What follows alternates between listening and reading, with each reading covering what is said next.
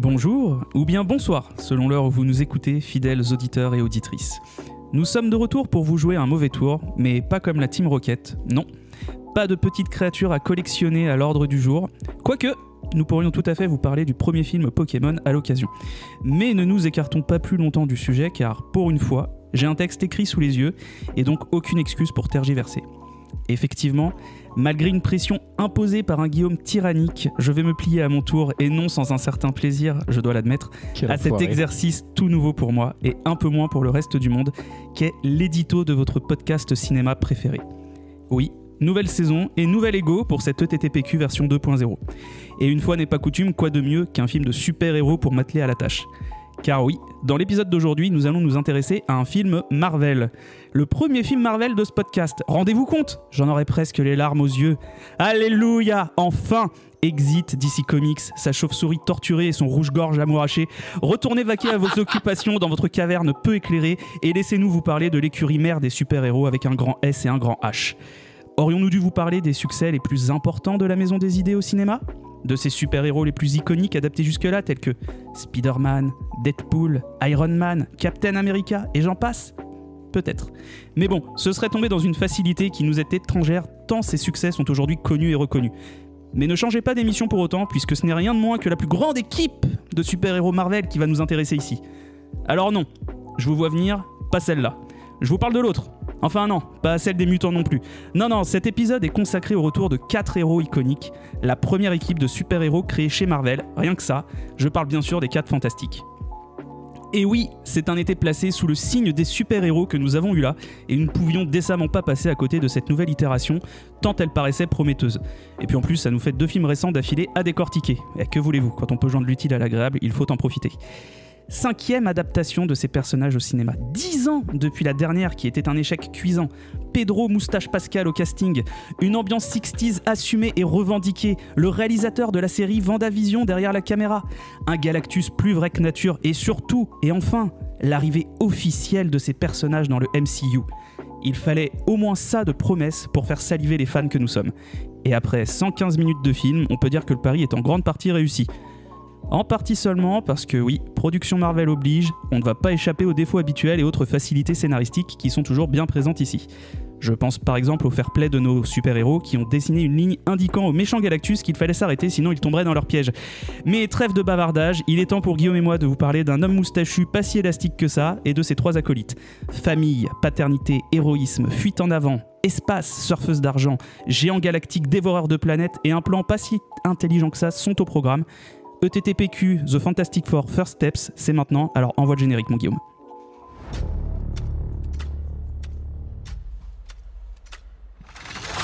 Ne l'oublie pas, un grand pouvoir implique de grandes responsabilités. Ouh, c'est un bingo! Mais qu'est-ce que vous voulez que ça me foute vos conneries?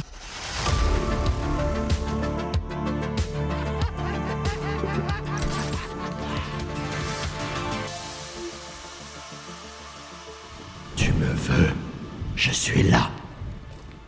Bonjour à toutes et à tous, bonjour Guillaume. Salut Bastien, salut tout le monde. Comment vas-tu ?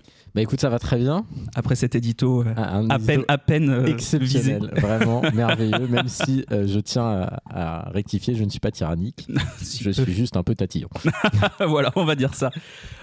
Écoutez, quel plaisir de vous retrouver, car là, pour le coup, contrairement à l'épisode de Superman, nous sommes vraiment de retour de vacances, après une pause bien méritée. Tout à fait. Donc bah écoute, c'est parti, j'ai envie de dire. Et bah allez, on est parti, c'est la reprise. C'est la reprise. Vacances, on est en forme, on est motivé. On est prêt à tout donner pour cette nouvelle saison et on continue avec ce 2e épisode, donc autour des 4 Fantastiques, premier pas.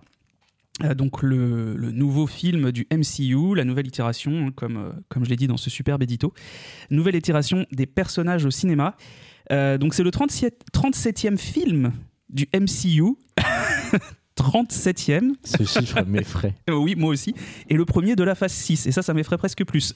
Du coup, parce qu'il y a quand même eu 6 phases. On se fait vieux. Hein, ouais. Quand même, faut dire les choses. Hein, faut le dire. Parce que nous, on a vu les premiers au cinéma. C'est ce que j'allais te dire. C'est que là, on est quand même au 37e film, mais qu'il y a quand même beaucoup de gens qui vont le voir, des jeunes, qui en fait n'étaient pas nés au premier Iron Man, hein, Eh oui. qui était en 2008, si je dis pas de conneries. Absolument. Donc voilà. Donc c'est un film réalisé par Matt Shakman. Alors Matt Shakman, comme je l'ai dit, donc avant tout et surtout dans l'univers Marvel, il est connu pour la série Disney+, WandaVision. Oui, je dis WandaVision, je dis pas WandaVision. J'ai jamais compris pourquoi on disait WandaVision. Je dis WandaVision. Mais... C'est un original. On se refait pas. Mais il est quand même pas étranger à la télé au départ, puisqu'il a aussi fait des épisodes de séries tels que Six Feet Under, Doctor House. Je savais pas ça. It's Always Sunny in Philadelphia. Il en a réalisé un ou deux. Qui est une sitcom à ne pas mettre entre toutes les mains, mais que j'espère j'arriverai à te convertir un jour sur celle-là. Il a aussi fait New Girl, Mad Men, 2 épisodes de la série Fargo, qui est exceptionnelle, cette série. Il a tourné des épisodes de la saison 7 de Game of Thrones, et plus récemment The Boys, Succession, et donc je l'ai dit, WandaVision. Okay. WandaVision, j'ai dit que je disais pas Wanda. C'est trahi si c'est pas vite. vrai. Il a pas tenu longtemps la promesse. Hein. Non, pourquoi tenir des promesses que tu ne peux pas tenir À la musique, oui, je passe un peu du coq à l'âne, mais musique, on a Michael Giacchino. Michael Giacchino, que voilà. J'aime d'amour, évidemment. Voilà, cœur sur toi, à jamais. Voilà, alors c'est pour le coup... c'est lui qui avait déjà fait la musique du plus grand film Les 4 Fantastiques, à savoir Les Indestructibles. Donc voilà, bah oui, faut pas le... J'ai failli cracher mon verre, voilà, c'était le but. Non, mais voilà, donc il a fait beaucoup de Pixar avant en termes de musique, hein, c'est pour ça qu'il est connu. Oui, bah là-haut. Les Indestructibles et sa suite, Ratatouille, là-haut, Cars 2, Vice Versa, Zootopie, Buzz l'éclair. Mais il a beaucoup travaillé avec J.J. Abrams pour Lost, sur la série Lost, notamment Mission Impossible 3, Star Trek 1 et 2, Super 8. Et surtout, il a fait déjà aussi la trilogie Spider-Man du MCU, la première trilogie avec Tom Holland. Qui était, au passage, d'ailleurs, assez passable, la BO des premiers. On sentait qu'il arrivait un peu en bout de course avec le MCU. Il a beaucoup travaillé avec eux et c'était honnêtement pas ses meilleurs scores. Et c'était pas mauvais, mais la musique était assez passable, dirons-nous. C'est ça. Et il a fait également donc, Thor Love and Thunder pour continuer dans le MCU et donc les 4 Fantastiques. Mais il a fait aussi la trilogie Jurassic World. Et oui, vraiment, tout à fait. Tout est lié. Et, allez, je vais quand même le dire, c'est le compositeur du film The Batman de Matt Reeves. Tout à fait. Voilà, il est content, j'en ai parlé, je ne l'ai pas laissé de côté. Ça va. Non, on fera un épisode dessus un jour, donc je ne dirai rien, mais oui, je serais content. Et moi, je dirai rien lors de l'épisode, on sera tout seul. Voilà, donc du coup, un compositeur un poil prolifique, mais vraiment juste un poil. Et qui est assez jeune, hein. Contrairement, il est plus jeune que Hans Zimmer, par exemple. Oui, c'est vrai. C'est un mec qui est arrivé plus tard sur le marché, mais qui est prolifique, comme tu l'as dit, et surtout qui a des collaborations longues. Je sais que Matt Reeves, par exemple, il a travaillé avec lui assez tôt. Il l'a suivi, tu as parlé de J.J. Abrams, il a un peu ce côté filial Giacchino avec des réels qu'il aime bien, comme le fait Hans Zimmer avec certains, je pense à Nolan par exemple. John Williams avec Spielberg. Et on sent que c'est un mec qui aime vraiment, comment dirais-je, ses pairs. Moi je trouve c'est un bon trait d'union entre ce que fait Williams, qui est très très... j'allais dire presque classique, là où Zimmer va plutôt vers beaucoup d'électronique, beaucoup de guitare électrique, etc. Et je trouve que Giacchino, c'est un bon entre-deux. D'accord. Je trouve qu'il prend un peu des deux dans son inspiration. Bah, surtout que là, pour les 4 Fantastiques, moi en tout cas, mon avis personnel, c'est qu'on tient là, je pense, le thème le plus reconnaissable tout à fait. depuis Avengers. On est d'accord. Clairement. Et celui qu'on retient le plus. Et dès la bande-annonce. Oui, dès la bande-annonce, puisqu'il était dedans, il se terminait là-dessus. Ça s'imprimait vraiment bien et ça marchait très bien. Tout à fait. Un petit point casting, pour continuer. Oui, donc, même. Alors, comme je l'ai dit... Pedro la moustache. Pedro Moustache Pascal, Pedro la moustache. Je sais pas trop comment je vais l'appeler pendant cet épisode. Non, je troll un peu parce que moi, quand j'ai vu qu'il avait gardé la moustache pour le film, j'étais un peu dégoûté, mais il l'a dit lui-même, il veut plus raser la moustache pour ses rôles parce qu'il l'a fait dans un film il y a pas très longtemps ou dans une série. Il a pas du tout aimé sa gueule. Donc... il y a un stade de sa carrière où il peut se permettre de faire ça maintenant. Oui, il peut. Voilà, donc Pedro Pascal, Vanessa Kirby, donc qui joue la femme invisible, Joseph Quinn, qui joue la torche humaine, et Ebon Moss Backrash, si je le prononce pas très bien, je m'excuse. Ebon Moss, on va l'appeler, ça sera plus simple. Ebon Moss qui, lui, plus récemment a été connu pour la série The Bear, pareil sur Disney+, chez nous, qui est une série très, très, très, très bien que je vous conseille, tout simplement. Et on a aussi Ralph Ineson qui joue Galactus et surtout Julia Garner qui joue la surfeuse d'argent. Alors Julia Garner, moi je l'ai connue dans la série Netflix dont j'ai oublié le nom, mais qui me... Merde alors. Ozark, excusez-moi. Ah oui, c'est vrai qu'elle joue dans Ozark, avec Jason Bateman. Jason Bateman, d'ailleurs, très bon acteur dramatique, hein, on a tendance à trop le sous-estimer là-dessus. Et du coup, Julia Garner, donc, qui joue une redneck très importante pour la série et pour l'intrigue de la série, et surtout, c'est elle qui ressort au fur et à mesure des saisons. Okay. Elle efface un peu les personnages principaux, on va dire, pour prendre leur place. Et c'est très cool. Donc j'étais très content de la voir dans un film comme ça. Même si elle a un rôle qui... Enfin, si, on la voit souvent, mais c'est vrai que souvent, elle est quand même cachée derrière cette apparence métallique. Bien sûr. Et je trouve que c'est pas évident. Enfin, moi, je me suis dit ça en voyant le film. Ça va pas être évident quand t'es comédien d'avoir un rôle comme ça, comme comment dirais-je, l'acteur dont tu as prononcé le nom difficilement tout à l'heure. Ebon Moss Backrack. C'est toujours compliqué, je trouve, de jouer des rôles dans lesquels en fait tu n'apparais quasiment pas. Visuellement parlant, j'entends, puisqu'ils sont derrière une plastique très particulière. Oui, c'est sûr. Et je trouve que les deux s'en sortent très bien. Ouais, carrément. Bah, surtout que beaucoup de scènes, Ebon Moss, justement, pour jouer la chose, avait en fait, de la même manière que tout ce qui est Robert Downey Jr. pour Iron Man ou Tom Holland pour Spider-Man, en fait, il a une combinaison de capture de mouvement avec une caméra devant lui pour retranscrire au mieux. Donc oui, c'est sûr que c'est une autre façon de jouer. De toute façon, quand tu joues dans un film Marvel, maintenant, vu qu'ils sont partis dans l'ambiance galactique, multiverselle, etc., forcément, t'as pas le choix de t'adapter à cette façon de tourner. Dis-toi là que pour, petite parenthèse, pour le dernier film, pour les nouveaux films Avengers qui sont en train d'être tournés, t'as donc le retour de plein de personnages qui n'étaient pas intégrés officiellement au MCU, notamment le personnage de Diablo dans les films X-Men. Et l'acteur qui le joue reprend son rôle. Et en fait, il a dit... Bon, bah, par souci de planning, en fait, j'ai joué devant un fond vert et ils vont m'intégrer au personnage avec qui j'ai des dialogues. C'est assez... C'est terrifiant. Ça fait pas rêver, quoi. C'est terrifiant, mais bon, c'est comme ça, puisque toi, tu le vois pas quand tu vois le film. Oui, bien sûr. Enfin, quoique avec les effets spéciaux de Marvel ces dernières années, on pourrait presque le voir, mais quand même. On y reviendra aussi sur les effets spéciaux de ce film. Donc le film est sorti le 23 juillet 2025 chez nous et le 25 juillet aux États-Unis. Cocorico, on est les premiers. Comme toujours. Et il avait un budget de 200 millions de dollars. Et alors quand j'ai préparé cet épisode, le 20 août, il était un box-office de 470 millions, 248 aux États-Unis et 222 dans le monde. Donc le 20 août, là on enregistre, on est le 8 jours, on est le 28. Donc c'est une petite déception pour Marvel, hein, qui a définitivement du mal à retrouver les succès d'antan, les succès commerciaux qui ont fait leur âge d'or au cinéma. Moi j'ai vu passer des chiffres là sur les grosses sorties super-héros de l'année. Il n'y a aucun film qui a dépassé les 800 millions.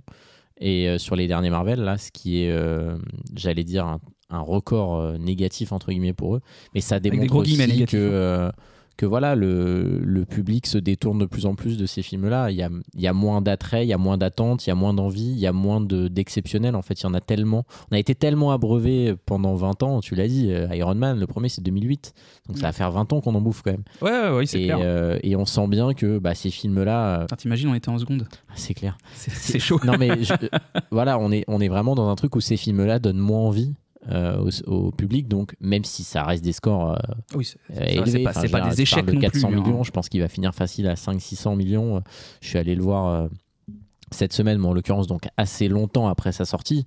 La salle était à moitié pleine, hein. Un mois après, hein. Donc il y a encore du monde, mais on sent que c'est plus ça fait plus autant de recettes que ça a pu faire à une époque, quoi. Oui, c'est ça attire moins. Puis il y a aussi, je pense, tout ce qui s'était passé avec la plateforme Disney+, ou des productions spéciales, et là les gens se sont vraiment rendus compte, ah ouais, d'accord, pour comprendre le prochain film Marvel, il faut avoir vu 5 séries, 50 films et compagnie. Donc, on est d'accord. Ça donne pas très envie, hein. Même toi, quand tu es fan des comics, quand tu es fan de tout truc, que tu suis les actualités, tu t'y perds, hein. Donc, tout à fait. C'est tous les deux, quoi. C'est oublier que la majorité du public cinéma, c'est un public casual qui ne regarde pas les à côté. Enfin, les univers étendus sont faits pour étendre les films, mais pas l'inverse.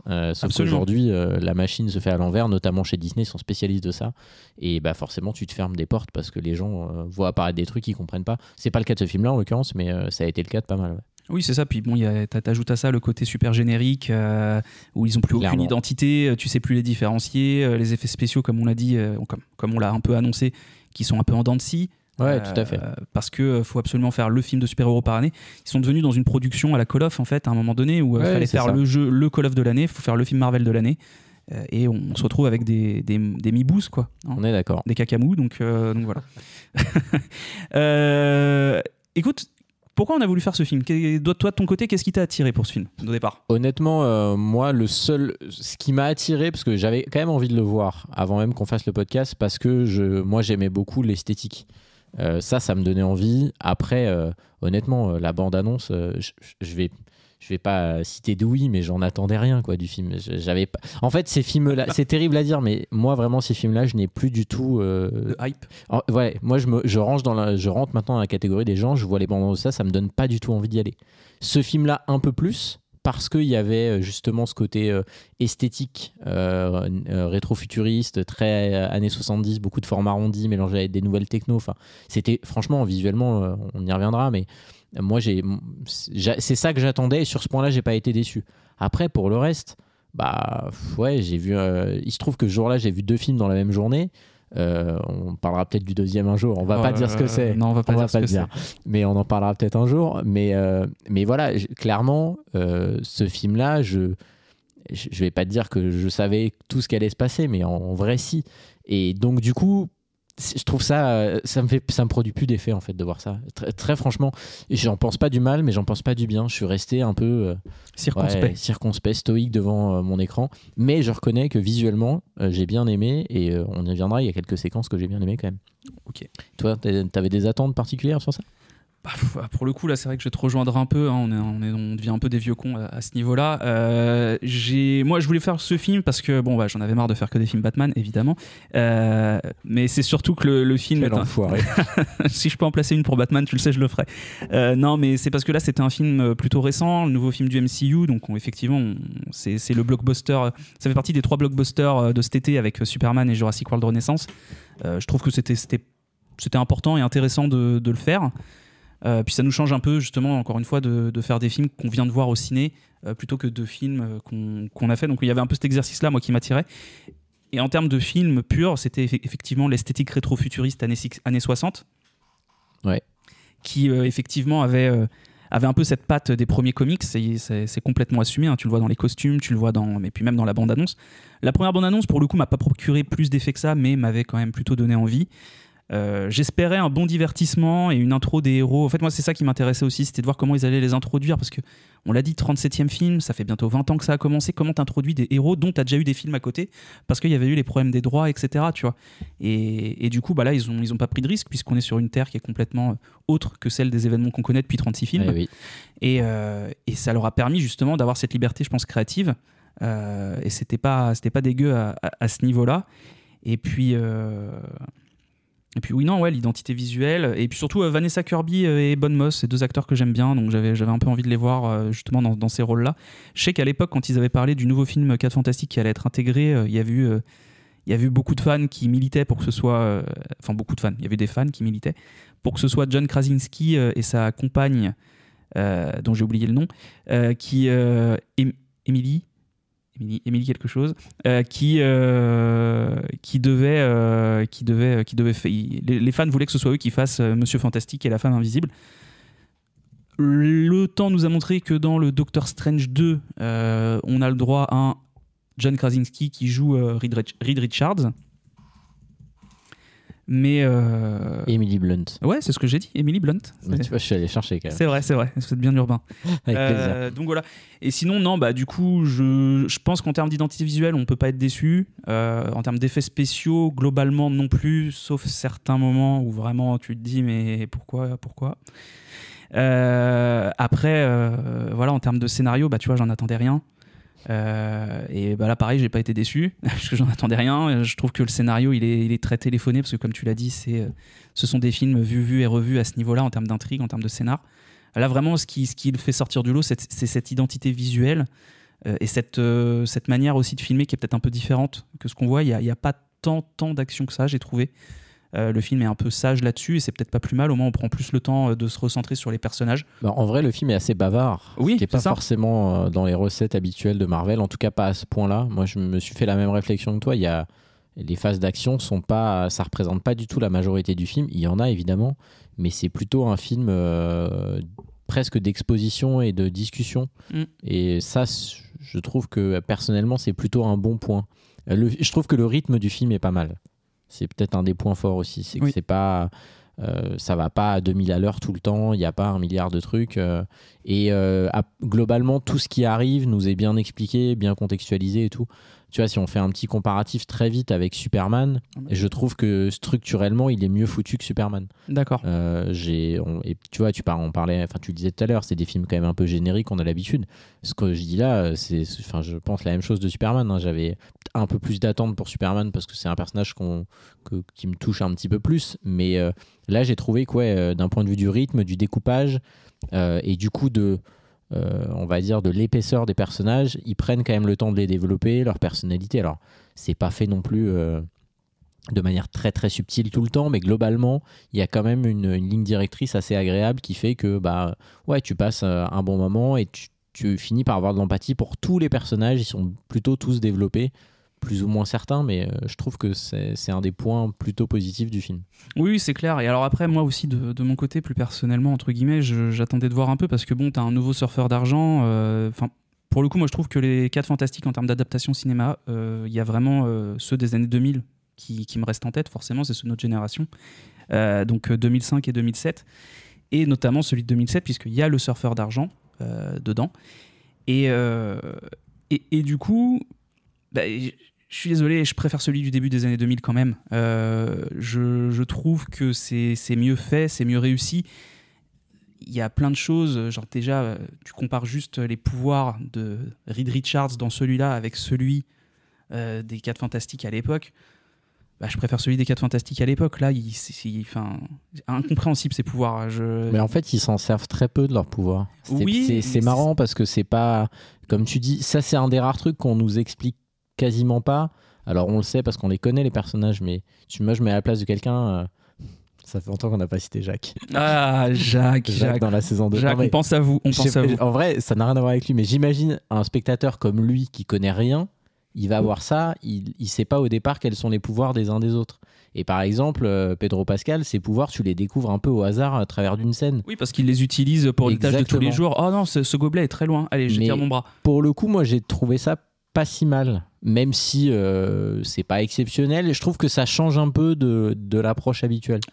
Alors, je suis d'accord avec toi, mais en fait, ce qui m'a gêné, c'est dans le combat à la fin. C'est qu'il utilise ses pouvoirs de façon un petit peu normalisée, finalement, et pour des tâches ordinaires, etc. Mais je veux dire, à la fin, quand on va face à Galactus, machin, tu te dis non. On va avoir l'occasion d'en parler. Non, monsieur, non. Mais je termine juste là-dessus, parce que tu citais les autres films 4 Fantastiques. Moi, je me souviens d'avoir vu au cinéma la version de 2015, qui était vraiment très moyenne à tous les niveaux, y compris et surtout techniquement. C'était vraiment pas très joli, les effets spéciaux. Mais pour le coup, merci la Fox. Tu vois, à l'époque, ils n'étaient pas chez Marvel. Non, c'était la Fox. Ils avaient quand même, exactement, c'était la Fox. Ils avaient quand même cette liberté-là, comme ont pu avoir les Spider-Man pendant longtemps, de ne pas être rattachés et de ne pas avoir ce qui est devenu à force, moi je trouve, un boulet au pied de faire partie d'un univers étendu parce que tu as plein de contraintes. Et finalement, tu l'as très bien dit, le fait que là, ils situent le film sur une autre terre, en fait, ils se sont débarrassés de cette contrainte-là. Et quand tu compares intrinsèquement les deux versions, moi je trouve que la nouvelle, elle est clairement au-dessus parce que ils ont essayé de faire un truc un peu différent, ne serait-ce que dans l'esthétisme. Je trouve que... Alors, je suis loin d'avoir vu tous les films Marvel, hein, clairement. Oui. Même si j'ai vu Hulk Rouge en début d'année, là, qui est Captain America, une catastrophe je sais plus quoi. Intersidérale. J'ai toujours pas vu. C'est vraiment très mauvais. Là, c'est incomparable. Enfin, je veux dire, à tous les niveaux, c'est vraiment autre chose. Mais je trouve que au moins ce film-là, il a pour lui une approche un tout petit peu moins grand spectacle et vraiment une esthétique très identifiable comme il y a pu avoir au tout début de l'ère Marvel. Tu vois, les Iron Man, c'était identifiable visuellement. Les premiers Avengers, c'était très identifiable visuellement. Et là, je trouve que celui-là, il a au moins une identité. Je pense que je m'en souviendrai plus facilement dans quelques années grâce à ça. Ouais, non, mais je pense que c'était forcément voulu. De toute façon, je crois que Kevin Feige, donc le chef de Marvel au cinéma, disait justement qu'ils allaient arrêter un peu de s'éparpiller dans tous les sens et essayer de recentrer un peu le débat sur leur film et sur leur identité propre. À voir s'ils vont continuer sur ce côté-là. Mais ce qui est marrant, c'est que l'esthétique là, de ce film-là est vraiment... Enfin, tu vois que c'est le même mec derrière WandaVision, quoi. Ouais. Et c'est pour ça que WandaVision, aujourd'hui, beaucoup de gens disent que c'est la meilleure série Marvel. C'est parce qu'elle a justement son identité propre, tout en étant reliée à des événements qu'on connaît ou pas. Et voilà. Du coup, les 4 Fantastiques, de quoi ça parle ? Les 4 Fantastiques, premier pas. Alors déjà, premier point, avant de commencer vraiment un peu plus le résumé, moi, il y a un truc que j'ai aimé aussi, et là, je le compare à Superman de 2025 de James Gunn, c'est que on te les présente, mais ils sont déjà implantés. T'as pas leur origin story, enfin, en tout cas pas en détail, t'as pas comment ils acquièrent leur pouvoir totalement. et compagnie, et ça, pour le coup, ça fait du bien, et c'est plaisant de voir que chez Warner et chez Disney, donc Marvel, ils ont compris ça. C'est bon, c'est des personnages qu'on connaît, on va pas faire toutes leurs origines pendant 10 ans. Donc voilà. Petite parenthèse fermée, passons au résumé. Donc on l'a dit, ça se passe sur une autre Terre, donc sur la Terre 828. Nous avons donc nos 4 Fantastiques, qui sont composés de Reed Richards, l'homme élastique, ou Monsieur Fantastique, Susan Storm, la femme invisible, son frère Johnny Storm, la torche humaine, et Benjamin Grimm, la chose. Donc ce sont les héros qui sauvent New York, les États-Unis, enfin le monde en l'occurrence, pardon, le monde dans ce film, de toutes les menaces, mais qui reste quand même une famille unie, et ça c'est plutôt beau. Parce que c'est vrai qu'on a tendance à l'oublier, mais contrairement à l'aspect métaphorique de la famille qui est mis en avant chez d'autres équipes de super-héros, là c'est vraiment une famille au sens littéral du terme. Et ça fait plaisir à voir hein, quand on les voit dans la cuisine, notamment en train de... D'ailleurs c'est marrant puisque c'est la chose qui cuisine, etc. Ouais, c'est très, et très l'acteur, comme je le disais, dans la série The Bear, qui parle justement de restauration. Donc c'était assez marrant de voir ça, et ça dès la bande-annonce. Donc on apprend aussi qu'ils ont un petit robot qui, pour continuer dans cette esthétique rétro-futuriste, à qui ils mettent une cassette, mais des années 60, pour lui faire des trucs très modernes, finalement. Et ça, c'était cool, il est assez marrant, le petit robot, moi je trouve. Et donc qu'est-ce qui se passe en fait ? On apprend très vite que Suzanne, elle tombe enceinte. Et c'était apparemment inespéré, puisque Reed Richards panique un peu à cette nouvelle, puisqu'il a peur... parce qu'ils ont des pouvoirs qui viennent de l'espace, et il a peur que leur fils ou leur fille, leur enfant, soit un peu contaminé et ait des pouvoirs. Donc il fait plein de tests pour savoir si lui aussi aura ces modifications génétiques, etc. Mais apparemment tout va bien. Et donc la vie continue, mais c'est à ce moment-là que tout bascule, puisque la surfeuse d'argent du nom de Chalabal, pas facile à dire. Hein. Non, pas facile à dire, on va l'appeler la surfeuse d'argent. Fait son apparition et vient avertir New York, enfin les États-Unis, enfin non, pardon, la Terre de l'arrivée de son maître Galactus, le dévoreur de mondes. Et là, c'est le drame. La subtilité, voilà. Mais du coup, Galactus, donc, que les gens qui connaissent les comics connaissent et avaient, comme je l'ai dit, très hâte de voir, parce que la seule itération qu'on avait, c'était donc dans le film de 2007, où c'était une fumée noire. Voilà. Tac. Du coup, nos 4 Fantastiques et demi, puisque Suzanne est enceinte, réfléchissent un peu à cette annonce, sachant que, ça je ne l'ai pas dit, mais ils avaient déjà reçu des messages avec leurs différents satellites de la surfeuse d'argent, mais ils n'arrivaient pas à les décortiquer, puisqu'ils étaient dits dans la langue originelle de Chalabal. Du coup, donc, nos 4 Fantastiques et demi montent dans leur fusée et ils partent rencontrer notre cher Galactus pour lui dire que bah non, faut pas manger la Terre, c'est pas bien. Et en même temps, on a notre Johnny National qui essaye un peu de se rapprocher de la surfeuse d'argent parce que bah elle l'intrigue et il s'est senti très proche d'elle très rapidement. Et il est omnubilé par le fait de savoir si la planche fait partie d'elle ou oui, c'est vrai, si ça elle peut c'était sortir marrant. de la planche. C'est vrai. Donc Galactus, quand il leur dit ça, il fait « Ok, d'accord, je mangerai pas la Terre, mais il faut me donner votre bébé en échange. Parce que j'en ai marre de manger des planètes et il va falloir qu'il me remplace. » Faire manger des bébés. Voilà, il va falloir qu'il... Non, justement, il va falloir que le bébé le remplace. C'est lui qui va devenir le nouveau dévoreur de monde d'après lui. C'est sympa. Hein. Ça donne envie. Bon, alors évidemment, vous vous en doutez, les parents lui disent d'accord. Non, tout à fait, oui. Ils lui répondent à la négative et ils réussissent. On n'a pas eu de place en crèche, ça nous arrange. Tout voilà, c'est ça, tu connais. Puis ça coûte cher les enfants aujourd'hui, hein, dans le monde dans lequel on vit. Et donc les parents lui répondent à la négative. Ça part un peu en baston dans le vaisseau de Galactus. Ils réussissent à s'enfuir in extremis grâce à un trou noir pendant que Suzanne donne naissance à son fils en apesanteur dans le vaisseau. Donc Franklin Richards est né. Parce que pourquoi pas. Mais si, c'est beau, c'est beau. Les effets spéciaux sont pas beaux du tout. De retour sur Terre, les gens ils font un peu la gueule parce que Reed il leur annonce on va tous mourir parce qu'on n'a pas voulu sacrifier notre fils. Honnête de sa part, quoique un peu con, parce que tous les gens qui les soutenaient vont leur tourner le dos. Et donc tout l'enjeu du film va être de trouver le moyen de sauver Franklin et la Terre et d'éviter Galactus.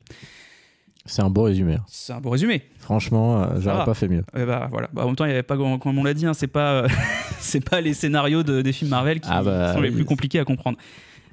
Juste pour la scène en apesanteur, j'ai juste dit que les effets spéciaux étaient très moches parce que j'ai vu des images justement du making of entre guillemets, enfin des petites images de tournage et tout. En fait, il faut savoir que quand elle est en apesanteur, Suzanne, l'actrice Vanessa Kirby, en fait, elle avait rien. Sur la tête. Parce qu'il fallait refaire les cheveux. Et en fait, ils ont refait tous les cheveux en apesanteur. Oui, forcément.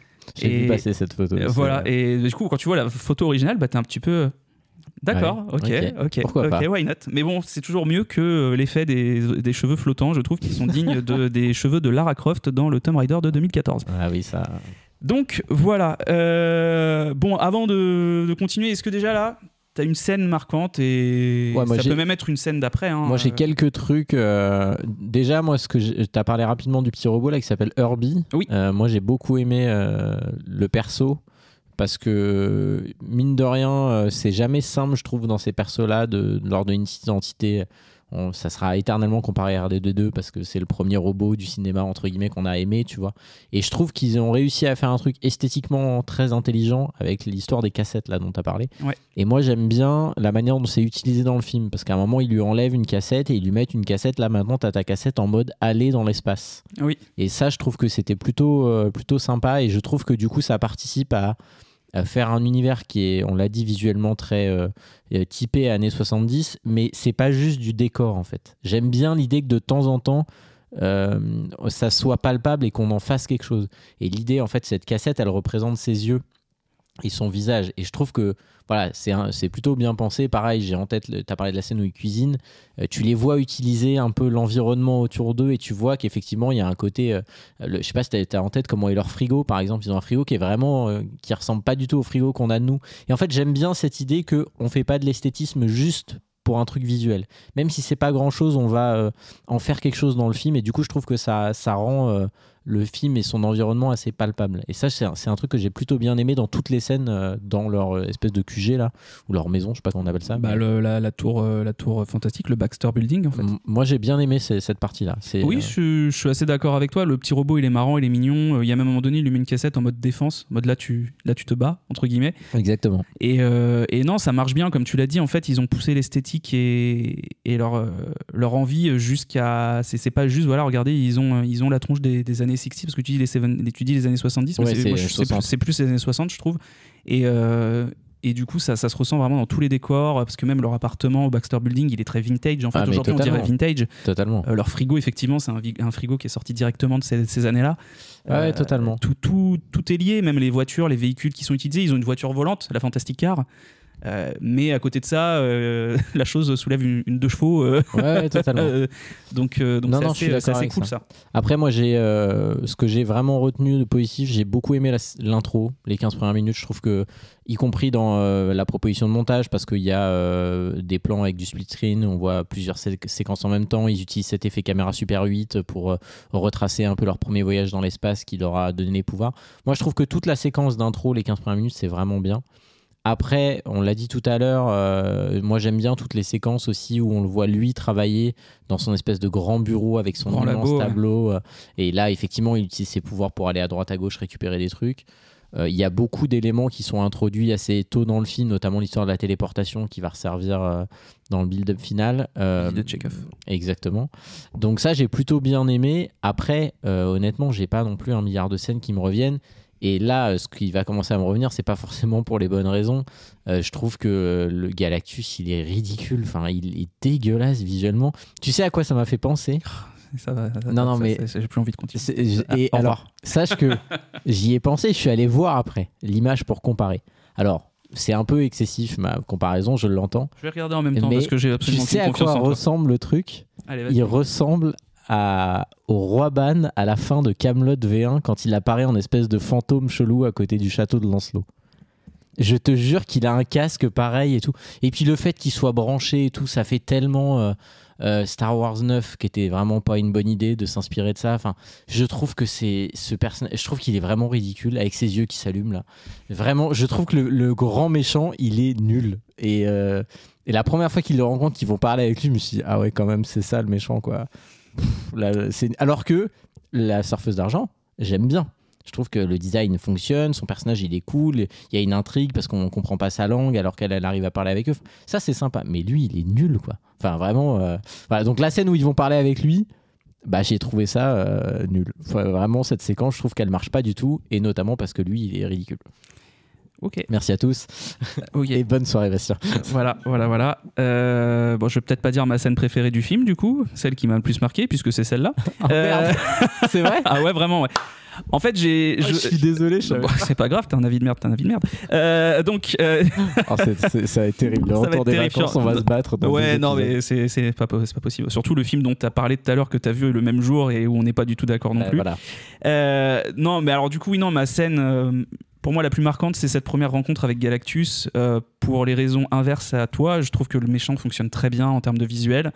J'ai pas vu spécialement de clin d'œil à Star Wars 9, qui effectivement aurait été une très très mauvaise idée. J'ai trouvé justement qu'il était assez impressionnant. Alors après, j'ai pas vu le film en IMAX. En IMAX, j'ai vu des comparaisons de Galactus. Le personnage est beaucoup plus imposant en IMAX pour le coup. Okay. Mais maintenant, moi j'ai trouvé que sa première apparition et tout le combat dans le vaisseau et la fuite qui s'ensuit et tout fonctionnait plutôt bien dans l'ensemble, bon, sauf vraiment l'accouchement, j'ai trouvé que c'était too much. Mais pareil, on n'a pas parlé d'un truc. Moi, un truc que j'ai beaucoup aimé dans le film, c'est les clins d'œil qui durent 2 secondes, mais à Interstellar. Oui, bien sûr. Parce que ils ont filmé l'extérieur du vaisseau, de leur fusée, exactement comme sont filmés le vaisseau dans Interstellar. Bah, c'est les mêmes plans. S'accroche dans le super, je sais pas comment il s'appelle ça, là, l'espèce de moteur, machin, là, vitesse de la lumière. Oui, mais même tu sais quand t'as la caméra qui est sur les ailes du vaisseau et tu le vois à l'extérieur. Non, mais je suis d'accord. Puis même elle qui passe à travers la matière. Ça, c'était stylé. Par contre, moi j'ai bien aimé ça. Non, mais ça, je suis d'accord. Ça, c'est encore une fois. Moi, ce que j'aime pas, c'est le méchant Power Rangers là. Je ne troll. Putain, quel connard. C'est pas possible. Oui, non, mais voilà. Mais donc, du coup, j'ai trouvé que sa première apparition fonctionnait très bien parce que du coup, t'as un build vraiment. On sait pas à quoi il ressemble. Bon, toi, tu le sais parce que t'as vu la bande-annonce et parce que tu connais un peu les comics. Mais du coup, t'as cette curiosité-là et je trouve que ça marche très bien. Là où je trouve qu'il ne marche pas et qu'il est ridicule, c'est dans le dernier acte. Quand il arrive, je veux dire, sa première apparition dans le dernier acte, il mange des arbres, quoi. Oui, et là, tu te dis, on a compris, t'es dévoreur de planète, mais le fais pas littéralement, quoi. Non, ou alors, t'as mangé l'arbre, tu fais quoi ? Tu vas boire dans l'eau du fleuve après. Non, et puis pareil, bon, ça je le garde pour quand on viendra à la fin, mais pour moi il y a un truc qui marche pas dans la fin, notamment par rapport à ce qu'il est censé être. Mais ça c'est encore autre chose. Après, moi il y a un point, et là j'aimerais bien ton avis. Moi, pendant tout le film, je me suis dit, à partir du moment donc on apprend qu'elle est enceinte, on voit que sa grossesse se développe, machin, c'est plutôt sympa. Et puis t'as le moment où donc il y a cette menace et ils y vont. À aucun moment, jamais, ils n'envisagent juste qu'elle vienne pas. Elle est à 8 mois de grossesse. Pourquoi vouloir l'emmener ? Enfin, je veux dire, les 3 autres, a priori, surtout qu'ils y vont, ils le disent très bien. Pas pour se battre, ils y vont pour discuter avec l'autre. Et je trouve ça complètement con de l'emmener. Déjà, bon, on va pas faire des comparaisons avec le monde réel, mais quand t'es enceinte, on te dit de pas prendre l'avion au bout de 3 mois, elle va dans l'espace. Mais pourquoi ? Tu vois ce que ça, je trouve ça débile. Pourquoi est-ce que juste se dire tu vas rester trop posé, tu vois, ça va bien se passer. C'est une super héroïne, Guillaume. Oui, certes, mais enfin là elle doit sauver le monde. Mais elle a peur que son enfant il subisse des radiations, des machins, ne l'emmène pas dans l'espace, c'est la pire idée. C'est une super héroïne, Guillaume. Oui, certes. Non mais tu vois, ça pour le coup, je trouve que c'est un des seuls enfin c'est pas le seul, mais c'est un des plus gros trucs que je trouve con dans le film. Là, je me dis, oui, alors ça m'a pas sorti du truc, j'y ai pas pensé pendant le film, je vais pas te mentir. Maintenant que t'en parles, oui, c'est complètement stupide. Voilà, j'ai pas de raison à te donner pour les défendre, je peux pas me faire l'avocat du diable quand c'est présenté comme ça, c'est complètement con. Mais sans ça, on saurait pas que Galactus il veut le bébé. Mais totalement. Donc à un moment donné, okay, laisse le scénario avancer, d'accord ? Voilà, ok. Si t'es pas content, va écrire le film Marvel, d'accord ? Voilà. Allez, moi, j'aimerais ton avis sur un perso que moi j'ai trouvé très cool, c'est la taupe là. Le mec des taupes. Moi j'ai bien aimé, j'ai trouvé ça marrant. Oui, ouais, je connais pas assez les comics des 4 Fantastiques. Mais moi non plus, je le connaissais pas. Et le personnage, en fait, c'est pour ça que je te disais, les Indestructibles, c'est les 4 Fantastiques, parce que l'ennemi à la toute fin des 4 Fantastiques, juste avant le générique, avec la musique qui démarre, etc., c'est l'homme taupe. Ouais. Voilà. Donc c'est pour ça, moi, ça m'a juste plutôt fait penser aux Indestructibles. Oui, ça marche bien, le personnage fonctionne bien, parce qu'en plus on te le présente dans les 15 premières minutes en mode regardez, ils ont battu tel ennemi, puis tu vois ce mec là, puis au final t'apprends au fur et à mesure que, et ça pour le coup c'était très bien fait dans le film, c'est que plusieurs fois dans le film on comprend que Suzanne elle est investie politiquement elle dans est les rapports avec représentante de l'ONU, c'est un peu ça. C'est l'ONU, oui, en gros c'est l'ONU, et justement et notamment avec les gens d'en dessous qui sont donc des gens qui vivent sous terre avec l'homme taupe. Yes. Voilà. Moi j'ai trouvé ça pas mal. Et c'est plutôt bien, effectivement, je te l'accorde. Maintenant, ça m'a pas subjugué pour autant. Voilà. Non, vraiment, moi j'ai trouvé que la fuite était bien. Il y a des effets justement avec la surfeuse qui les poursuit, qui passe à travers le vaisseau, à travers eux et tout. Et ça marche bien, mais encore une fois, et je suis désolé, pour moi, il souffre de la comparaison avec le film de 2007. Je suis d'accord. Quand le surfeur d'argent passait à travers les buildings et compagnie. C'était super stylé. Oui, parce qu'en fait, ça, on le voit quasiment pas avec elle. Il y a une mini-séquence de nuit quand elle s'enfuit et à la fin, on la voit pas quasiment. On la voit 2 secondes. On la voit pour le cliffhanger, c'est tout. Mais non, mais je suis d'accord. Et enfin, pour le MacGuffin, je sais plus. Bref, on se comprend. Non, mais je suis d'accord. Mais bon, après voilà, c'est... Tu vois, la petite séquence scène préférée marquante, c'est difficile pour ce genre de film parce que, encore une fois, malgré une identité visuelle très, très... reconnaissable, très unique dans l'océan de films Marvel qui pullule, ça reste malgré tout très générique sur tout le reste, et du coup si le seul truc qui fait l'identité de ton film, mais regardez, c'est quand même marqué là, voilà. Oui, non, mais je suis d'accord, mais pour autant, tu vois, moi, le film, je suis pas sûr qu'il me reste en tête plus que ça. On est bien d'accord. Tu vois. Bon, est-ce que tu m'autorises à citer une dernière scène? Mais vas-y, on est là pour ça. Non, je veux pas te détester. Alors là, pour le coup, pour moi, la scène, celle qui marche le moins bien, c'est donc, tu l'as très bien dit, ils reviennent sur Terre, ils expliquent qu'évidemment, ils ont pas voulu donner leur gosse. Qui peut leur en vouloir? Et en même temps, tu comprends l'avis de la population qui dit, on sait faire des maths, quoi. D'ailleurs, il y a une réplique entre elle et Reed. Et Reed ça, c'était intéressant pour le coup. Ça, c'était pas mal, ce dilemme-là. Que lui, ce côté très scientifique. Il est très pragmatique, en fait. Il est très pragmatique, voilà, c'est ça. Et donc, il y a un moment, il y a vraiment la tension. Et donc, il y a des gens qui viennent manifester devant. Ah oui, je sais de quelle scène tu as parlé. Et là, elle descend avec son gosse à la main. Et elle passe au milieu et tout le monde la regarde et elle se met sur une espèce de petite estrade et elle nous fait un discours pour nous dire jamais j'abandonnerai mes enfants pour vous, mais je vous abandonnerai pas vous pour mes enfants. Je me dis, là vous allez mourir parce qu'ils sont à peu près 4282 autour de vous, très en colère. Et ce discours écoutez-moi bien, pas du tout convaincu. Et là, pour le coup, ça, je trouve ça con. Ça n'apporte rien. Enfin, je veux dire, moi je trouvais ça au contraire plutôt cool, que j'aurais trouvé ça même plus logique que jusqu'à la fin la population soit un peu contre les 4 Fantastiques, parce qu'en plus la population, on va l'extraire à la fin du film, on va s'en débarrasser puisqu'on va les cacher sous terre. C'est pas les 4 Fantastiques qui les cachent, c'est entre guillemets, c'est l'accord entre les taupes et les 4 Fantastiques. Mais je veux dire, non, mais ce que je veux dire, c'est que c'est pas que ça soit un accord passé entre la taupe et les 4 Fantastiques ou la taupe et le gouvernement, ça change rien. Donc en fait, la population, elle n'a pas d'impact sur la fin. Moi, j'aurais trouvé ça plus stylé que jusqu'à la fin, la population soit contre eux et que parce qu'ils arrivent finalement à s'en sortir, ils retournent un peu leur veste. Mais là, le twist, surtout, et son discours. Le problème, moi, je suis pas trop d'accord parce que, à mon avis, ça n'aurait pas pu marcher leur plan final si la population n'y avait pas mis du sien.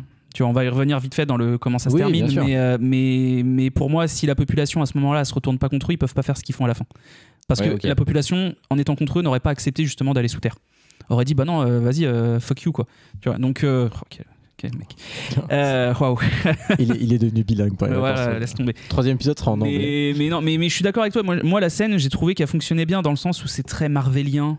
le discours à la population en mode on va y arriver tous ensemble, tu vois, ça me fait un peu penser à quand dans The Amazing Spider-Man les mecs mettent toutes les grues une par une et il arrive à accéder à la tour Oscorp où il y a le lézard. Oui, mais je comprends. Mais je suis d'accord que là ça fonctionne pas très bien parce que ça contredit complètement les valeurs qu'elle prônait pour la défense de son enfant et son discours est mal écrit, faut dire les choses, le discours n'a aucun sens, puis tu les vois tous descendre, etc. Donc bon, un petit point quand même, juste, et après on passe à comment ça se termine. Moi, un truc que j'ai bien aimé pendant le film, alors ça va être un peu paradoxal avec ce que j'ai dit tout à l'heure, c'est l'utilisation des pouvoirs, et notamment dans les 15 premières minutes, où je te rejoins, c'est très bien amené, c'est que j'ai bien aimé ce côté où les pouvoirs sont utilisés un peu pour les tâches du quotidien et pour des trucs qu'on les a jamais vus. Notamment, tu vois, j'ai plusieurs choses qui me reviennent en tête. Tu vois Johnny Storm qui est en feu et qui absorbe les flammes autour de lui. Ouais, ça c'était intelligent. D'un bâtiment qui était en feu. J'ai trouvé ça super cool. J'ai beaucoup aimé que quand il fait une énième échographie à sa femme, elle fasse... Non, pardon, continue, je t'expliquerai après pourquoi je rigole. Mais vas-y, ça n'a rien à voir avec ce que tu dis, t'inquiète pas, je t'expliquerai. Voilà, ça donne envie de bosser. Hein. Donc, j'ai bien aimé quand, à un moment donné, il y a Reed Richards qui passe une énième échographie. Sa femme le rassure en disant « ça fait 50 échographies que tu passes, il va bien, t'as fait des tests, il va bien ». Et en gros, pour lui montrer et lui faire comprendre « c'est bon, il va bien », elle fait disparaître en fait son ventre. Ouais. Ça, c'est et vraiment ses organes, stylé. et en fait on voit juste le fœtus en fait, tout simplement le bébé dans le ventre, et j'ai trouvé ça très bien foutu. J'ai eu beaucoup de mal néanmoins avec les pouvoirs de la femme invisible parce que moi j'étais vraiment resté bloqué sur l'adaptation des années 2000 où leurs pouvoirs englobent leurs vêtements, mais seulement les vêtements qu'ils avaient pendant leur exposition. Oui, là c'est autre chose. Et là elle peut faire disparaître tous les vêtements qu'elle veut, toute matière en fait. Oui, et alors après, des trucs énormes, elle fait disparaître un vaisseau, etc. Enfin... Voilà, mais je sais pas, j'arrive pas à savoir à quel point... parce que autant sur elle, ça me dérange pas, parce que le fait qu'elle puisse faire disparaître tout ce qu'elle veut, je crois que c'est plutôt crédible et fidèle au personnage. Mais Johnny Storm, qui quand il devient une flamme, ne crame aucun de ses vêtements, ça pour le coup, j'ai du mal à l'accepter, tu vois. Maintenant, c'est comme ça. Et pour un petit point sur la chose, parce que hélas, c'est celui qui a peut-être l'arc narratif le moins exploré, le moins développé. Je l'ai trouvé très touchant. J'ai trouvé enfin très touchant. Non, mais dans un film comme ça, c'est voilà. Encore une fois, hein, c'est adapté au film dont on parle. Mais j'aurais, en fait, c'est le personnage qui m'intéressait le plus, bizarrement, et c'est celui qu'on développe le moins. Donc j'étais un petit peu frustré et déçu de ça. Mais bon, non, je suis d'accord. En fait, oui, t'as envie d'être un peu ému par lui parce qu'il essaye entre guillemets d'avoir une vie normale. Il a un pseudo eye contact avec une nana et tu sens qu'il ose pas aller parce qu'il se trouve moche, machin. Bon, mais en fait, le problème c'est qu'on nous montre que ça. Donc du coup, bah oui, ça fait un peu forcé quoi. Mais bon, c'est pas... Ouais, mais c'est pour ça, c'est mal foutu. Non, mais je suis d'accord. Bon, et je rigolais tard, non pas pour ce que tu dis, parce que je suis d'accord avec toi sur le fait que la torche humaine puisse récupérer les flammes, c'est stylé. Mais je dois quand même admettre que sur le moment, vraiment à ça, je me suis dit, mais c'est n'importe quoi. Et puis après, je me suis dit, bon, en vrai, c'est un peu stylé. Mais ma première réaction, c'était quand même, c'est-à-dire, ça ne marche pas comme ça dans la nature, faut cesser maintenant. Oui, enfin, alors ça ne marche pas comme ça dans la nature, il n'y a pas d'homme élastique non plus. Et je vais aller jusqu'au bout de mon truc, seulement j'ai vraiment pensé à toi, je me suis dit, mais je vais forcément dire, ah bah ça n'avait aucun sens. Et j'ai imaginé ta réaction qui est tout à fait celle que j'ai devant mes yeux, donc je suis ravi. Quel trou de balle. Bon. Comment ça se termine ce film? Eh ben, donc, dis-nous comment ça se finit parce que là on a quand même on est pendu au suspense. Ah oui, c'est à votre avis, qu'est-ce qui va se passer? Bon, donc du coup, en plus on vous a déjà donné quelques infos sur le dernier acte. Donc l'enjeu du film va être de trouver le moyen de sauver Franklin, la Terre et éviter donc que Galactus mange tout ça. Donc finalement, après maintes et maintes réflexions, Reed se dit qu'ils n'arriveront pas à échapper à Galactus à moins de téléporter la Terre dans une autre galaxie. Oui. Voilà. Alors moi, quand j'ai écrit ça m'a fait penser à la scène de Harry Potter quand ils veulent plus que les lettres les suivent et que t'as l'oncle Vernon qui dit « Ça suffit, nous allons partir très loin, là où ils ne pourront pas nous trouver. » Et là, c'est vraiment le plan de Reed Richards. Oui, donc c'est assez très drôle. C'est assez très drôle. C'est assez très drôle. Donc évidemment ça ne marche pas parce que Shadowball revient de son trou noir, elle détruit tous les systèmes de téléportation parce que c'est là en fait qu'ils ont demandé un effort mondial. Exactement. Puisque pour téléporter la Terre, fallait mettre un plot de téléportation dans chaque pays ou continent quasiment. Voilà, donc elle détruit tout et ils voient tous des points bleus devenir rouges sur leur petite carte. Voilà, et ils disent mais il n'y a plus que celui de New York qui fonctionne, quoi. Comment on va faire, quoi. Et puis là, du coup, Johnny fait attends, je sais ce que je vais faire.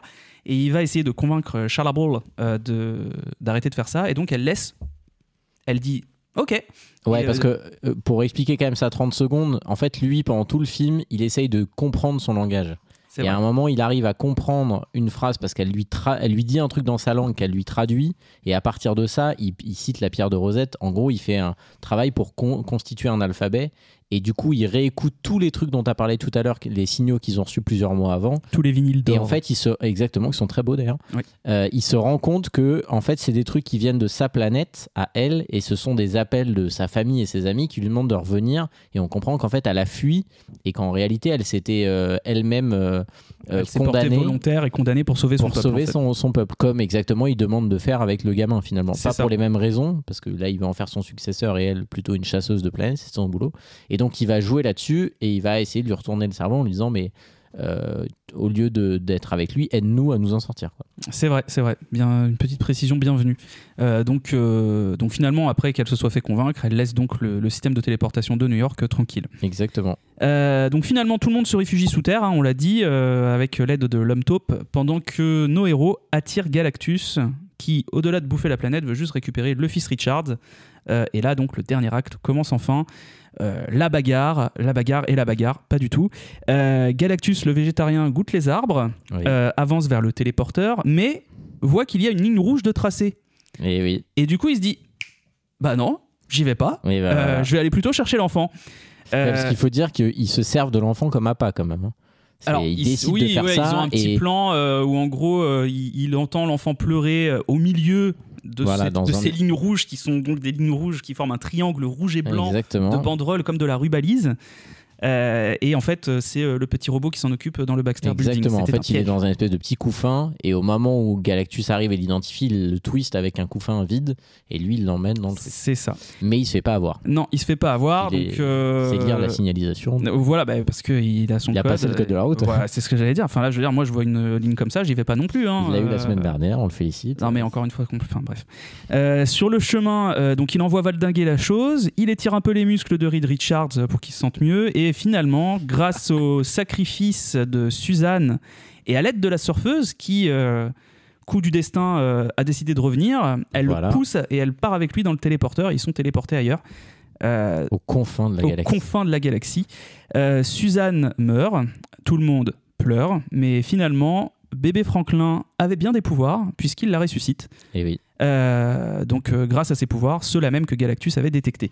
4 ans plus tard, Suzanne lit des livres à Franklin et quand elle va le rejoindre, elle le trouve nez à nez avec un homme dans un costume vert avec une capuche verte. Donc, Fatalis, c'est la fin des 4 Fantastiques. Et bravo, c'est une très belle fin. Merci. Moi, je reviens quand même sur un point et c'est là où je trouve mais en même temps, je suis pas surpris, mais où le film aurait vraiment pu se démarquer des autres. Moi, j'aurais vraiment voulu qu'elle meure.